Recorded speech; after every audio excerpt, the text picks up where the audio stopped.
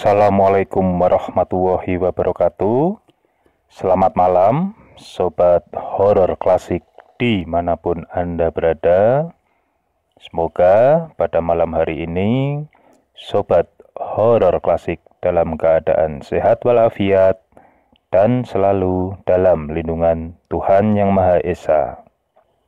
Pada malam hari ini, rasa-rasanya kurang lengkap ya bila saya sebagai orang Semarang tidak mengangkat cerita horor tentang salah satu bangunan yang cukup ikonik ya dan cukup terkenal di kota Semarang, yaitu Lawang Sewu. Ada apa saja misteri di Lawang Sewu? Silahkan simak cerita sampai habis. Namun, seperti biasa, sebelum saya masuk ke dalam cerita, pertama-tama izinkan saya mengucapkan terima kasih kepada Sobat Horor Klasik yang telah berkunjung dan mendengarkan cerita-cerita yang ada di channel Horor Klasik. Tidak lupa, saya ucapkan terima kasih sebanyak-banyaknya dan apresiasi setinggi-tingginya kepada subscriber yang telah bersedia untuk mengikuti dan mendapatkan cerita-cerita terbaru dari channel Horor Klasik.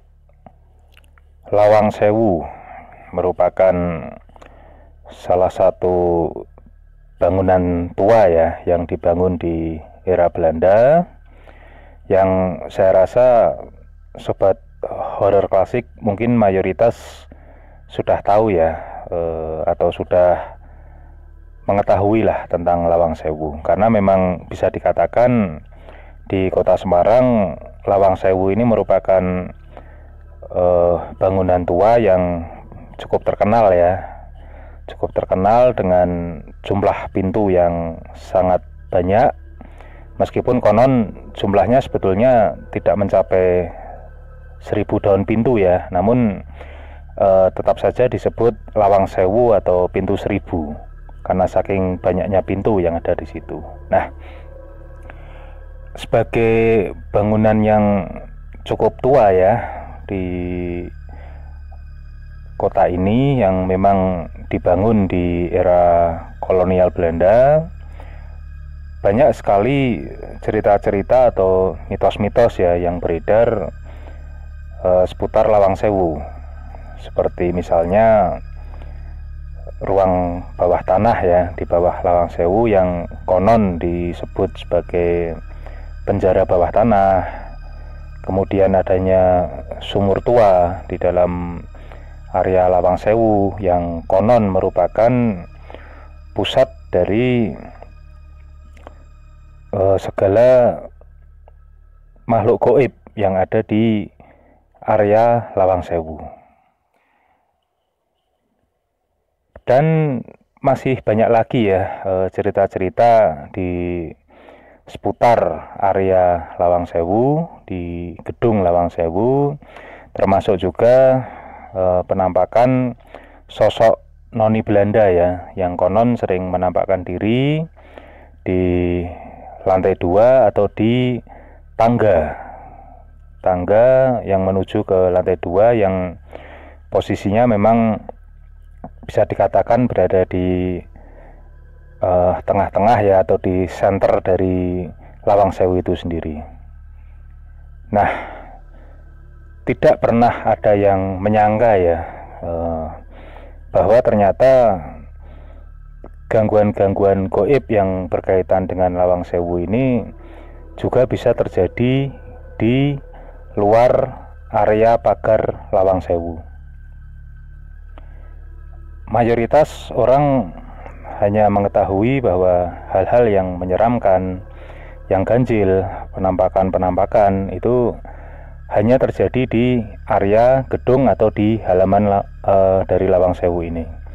Namun rupanya ada kejadian horor yang dialami oleh 2 orang ya, yang pernah bercerita kepada saya tentang hal yang sama. Namun peristiwa ini terjadi justru di luar gedung dan di luar pagar Lawang Sewu. Mungkin tidak banyak yang mengetahui ya bahwa di area belakang bangunan Lawang Sewu ini ada sebuah sungai ya yang bernama Kali Semarang ya. Jadi Kali Semarang ini di salah satu bagian sungai ini itu ada semacam, bisa dikatakan seperti gorong-gorong ya, yang mengarah ke area bawah tanah dari Lawang Sewu. Nah, memang dari sungai tersebut atau dari Kali Semarang tersebut, dalam masa-masa tertentu ya atau kondisi tertentu, air itu memang bisa mengalir masuk ke dalam area bawah tanah Lawang Sewu. Karena meskipun banyak sekali mitos-mitos maupun cerita-cerita bahwa ruang bawah tanah itu merupakan penjara bawah tanah, namun para ahli sejarah ya terutama itu memang mengatakan bahwa mayoritas bangunan Belanda memiliki ruang di bawah tanah sebetulnya sebagai bantuan drainase atau saluran air ya. Karena mungkin memang Semarang sendiri merupakan kota yang berada di dataran rendah ya dan sangat rentan terjadi banjir atau rob, sehingga memang mayoritas bangunan tua yang dibangun pada era kolonial Belanda itu memang hampir pasti memiliki ruang bawah tanah yang berbentuk seperti labirin ya. Kalau saya bilang, kebetulan saya juga pernah mendapatkan kesempatan untuk masuk ke dalam ruang bawah tanah Lawang Sewu. Nah, kembali ke cerita horor ya yang pernah dialami oleh dua narasumber saya tentang gorong-gorong yang berada di Kali Semarang itu. Cerita pertama terjadi di sekitar tahun 75 ya, yang dialami oleh salah satu kerabat saya sendiri ya, yang biasa saya panggil beliau ini dengan nama Om Haris ya.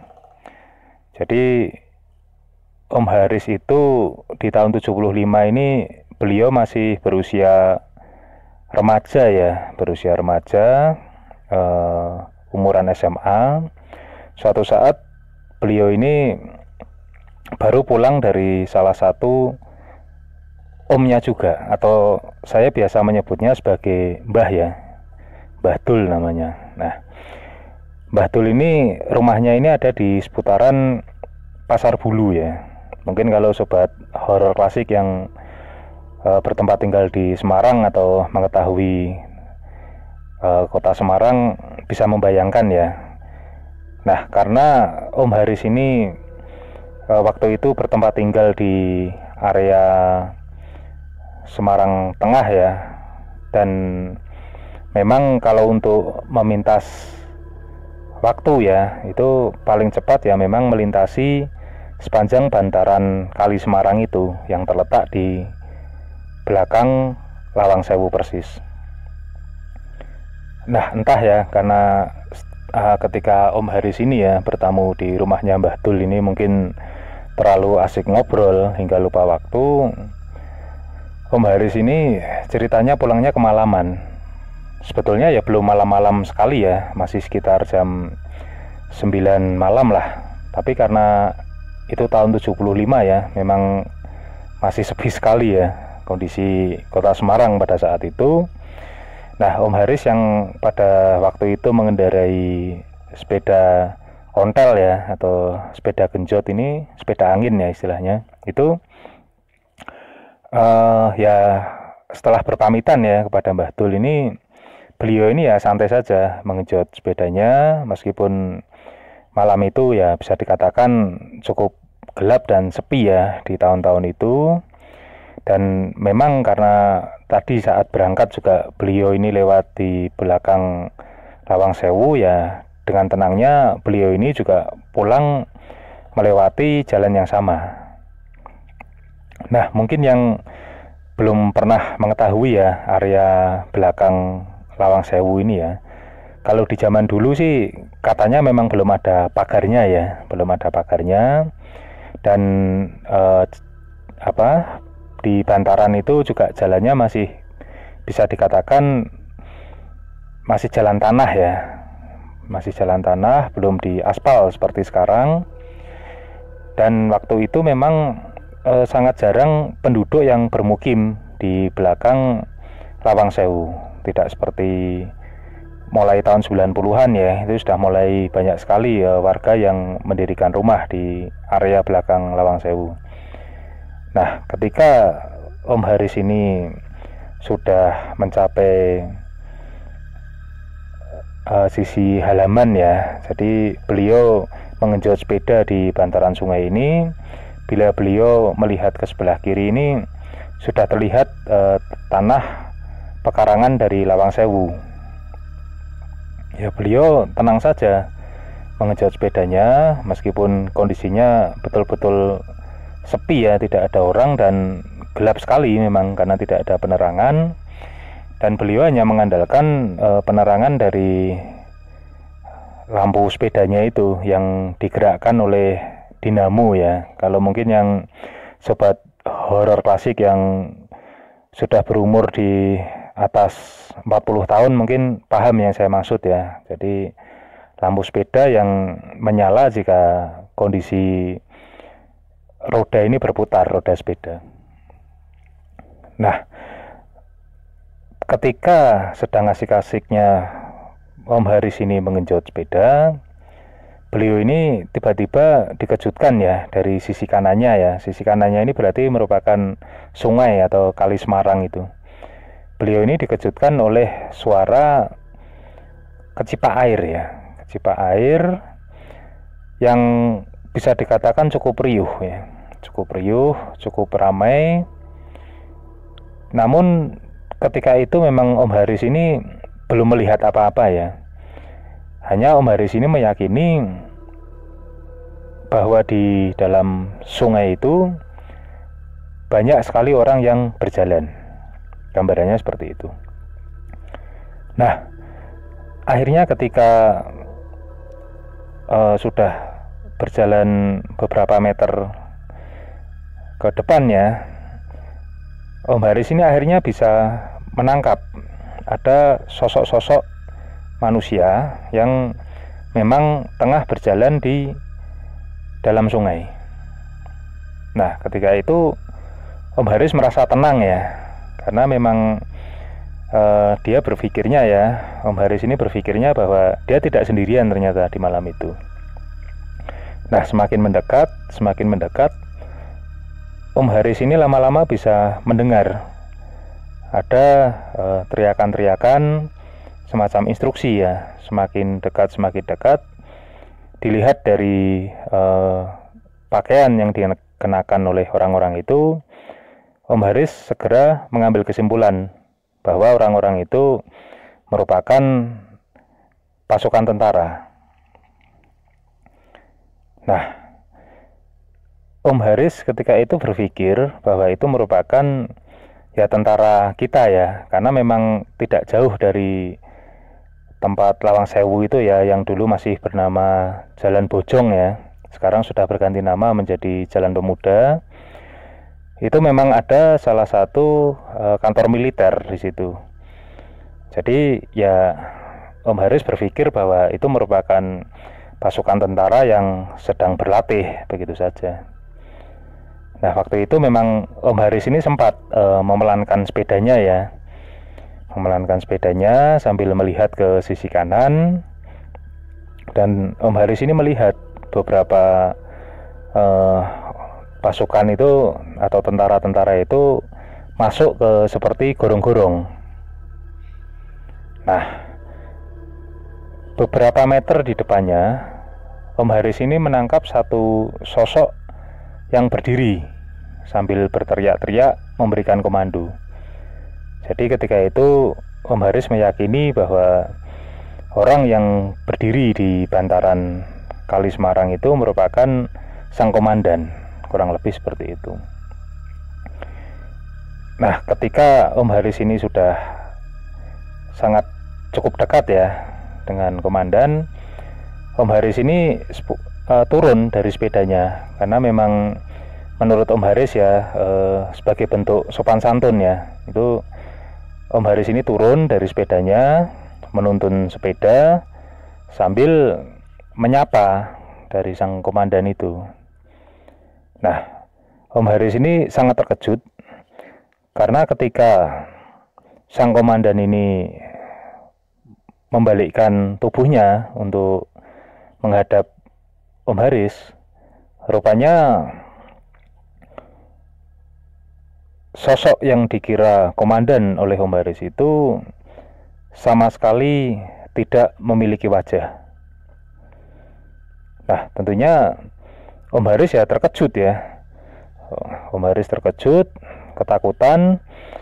Akhirnya Om Haris ini membanting sepedanya dan kemudian berlari sekencang-kencangnya sambil berteriak-teriak. Namun ya usahanya ini seperti sia-sia ya, karena memang pada tahun itu ya daerah itu memang betul-betul sepi ya, betul-betul sepi, dan memang tidak ada atau belum ada rumah penduduk di area belakang Lawang Sewu itu. Hingga Om Haris ini terus berlari, entah sudah berapa jauh ya, hingga akhirnya Om Haris ini melihat sekumpulan orang ya yang sepertinya sedang melaksanakan ronda ya, karena memang ada satu kampung ya yang berada di belakang area Lawang Sewu, namun cukup jauh ya, tidak di belakangnya persis ya, yang sekarang ini dikenal dengan nama Pekunden ya. Nah itu jadi posisinya memang di seberang sungai, di seberangnya Om Haris ya. Om Haris ini berteriak-teriak minta tolong, hingga akhirnya ya karena memang terpisah oleh sungai ya, orang-orang itu juga hanya bisa berteriak balik sambil bertanya ada apa. Nah mungkin karena saking apa ya Om Haris mungkin sudah terlalu takut, panik dan lelah ya karena berlari, Om Haris ini akhirnya tidak sadarkan diri, hingga akhirnya entah ya Om Haris ini siuman sudah di salah satu rumah warga ya yang ada di situ, dan kemudian Om Haris ditanya oleh warga yang menolongnya. Dan diceritakanlah oleh Om Haris kejadian yang tadi dialami di Lawang Sewu, di belakang Lawang Sewu, mohon maaf. Nah ketika itu ya warga sekitar hanya mengatakan sudah tidak usah terlalu dipikirkan, yang penting diambil saja sepedanya kemudian segera pulang. Akhirnya ya Om Haris ini diantar oleh beberapa warga untuk mengambil sepedanya dan sekaligus diantarkan pulang ya sampai ke rumah, dikawal oleh warga. Nah, siapa yang menyangka juga ya kejadian yang dialami oleh Om Haris di kisaran tahun 75 itu ternyata juga kembali dialami oleh salah satu teman saya yang bernama Mas Yudi ya. Jadi kejadian di tahun 96 ya. Saat itu memang Mas Yudi ini masih bekerja di salah satu tempat percetakan ya, dan waktu itu Mas Yudi ini masih indekos ya di daerah Pekunden itu. Nah suatu saat karena ada pesanan yang cukup banyak ya, atau deadline itu, percetakan di mana Mas Yudi bekerja ini harus lembur. Jadi yang biasanya sore hari Mas Yudi ini sudah pulang, pada hari itu Mas Yudi ini baru keluar dari tempat percetakannya ini kurang lebih jam 10 malam. Ya otomatis pada malam itu memang Mas Yudi sudah tidak dapat angkot ya, atau angkutan, karena memang sehari-hari transportasi Mas Yudi ini menggunakan angkot. Akhirnya karena Mas Yudi juga tidak tahu ya harus naik apa, Akhirnya Mas Yudi ini berjalan kaki dari tempatnya bekerja menuju ke tempat kosnya. Dan lagi-lagi memang untuk menyingkat waktu perjalanan dan jarak tempuh, Mas Yudi ini melewati bantaran sungai ya, di belakang Lawang Sewu ini. Hanya saja pada tahun itu kondisinya sudah cukup baik ya dibandingkan zaman tahun 75, dan area itu memang bisa dikatakan sudah cukup terang. Dan dulu di pojokannya ya, di pojokan bantaran itu cukup banyak penjual asongan atau penjual kacang rebus seperti itu. Jadi ya Mas Yudi ini cukup tenang ketika masuk ke area tersebut. Namun lagi-lagi ya, sama seperti yang dialami oleh Om Haris, ketika Mas Yudi ini mencapai titik yang kurang lebih sama dengan Om Haris, Mas Yudi lagi-lagi mohon maaf, bukan lagi-lagi ya, Mas Yudi ini mengalami juga peristiwa yang kurang lebih sama seperti yang dialami oleh Om Haris, di mana ketika sedang berjalan tiba-tiba terdengar suara kecipak air dari sebelah kanan. Ya, gambarannya memang sama persis seperti yang dialami oleh Om Haris, seperti ada banyak orang yang berjalan di sungai, dan ketika dilongok lagi-lagi terlihat pasukan tentara yang sedang masuk ke dalam gorong-gorong. Hanya saja ketika itu Mas Yudi memang merasakan tidak enak ya perasaannya ya.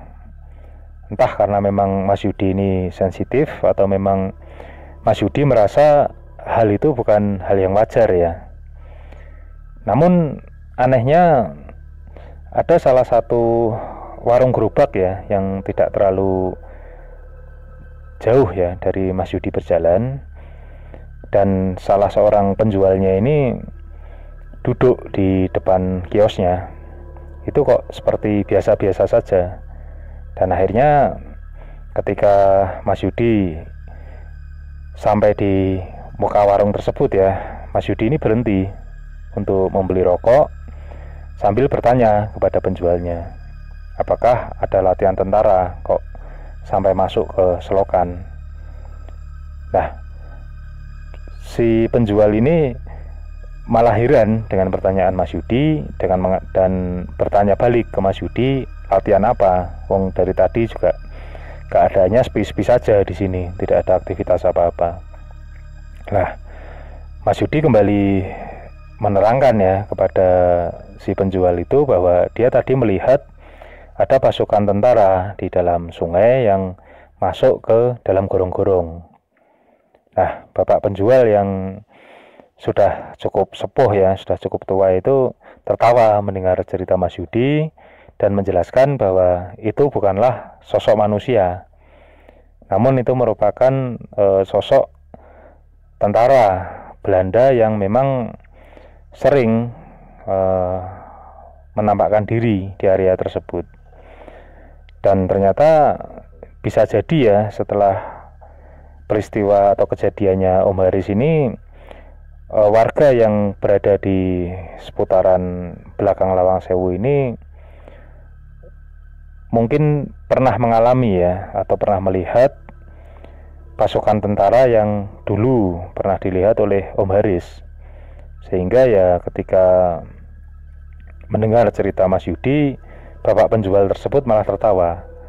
Dan Mas Yudi yang masih agak sangsi ya dengan pernyataan bapak tersebut, mencoba untuk melihat kembali, dan ternyata memang di dalam sungai itu betul-betul sepi, kosong, tidak ada orang satupun.